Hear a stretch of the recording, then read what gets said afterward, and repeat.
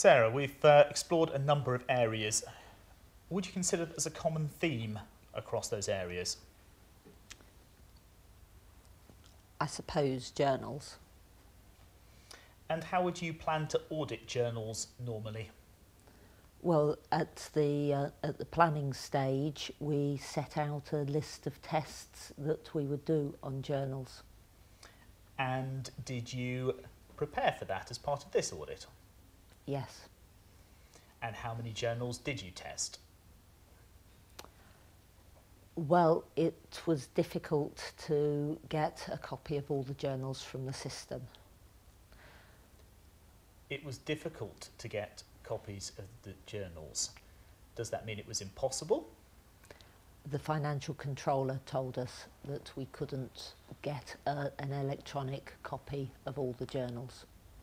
The same financial controller who, as I recall, put 14,500 journals through suspense accounts at one point, but cannot get copies when you're asking for them. Is that correct?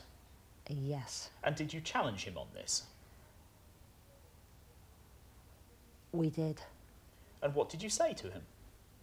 We asked him, was there any other way we could look at journals? And what did he say?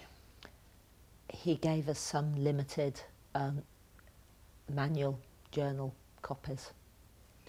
Limited. How many copies, please? I don't know. Well, can I remind you, we've obviously been through your audit files and we've found that you appear to have examined 5. Is that the sample that you examined? Yes. And there were 14,000 in the suspense accounts alone?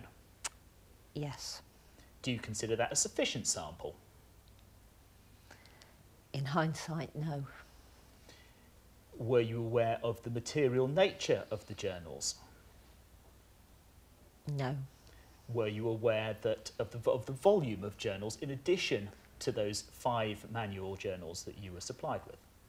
No. Why were you not aware of that? We asked the financial controller about how many journals he processed and whether any of them were large ones, and he said there was nothing that we need to worry about.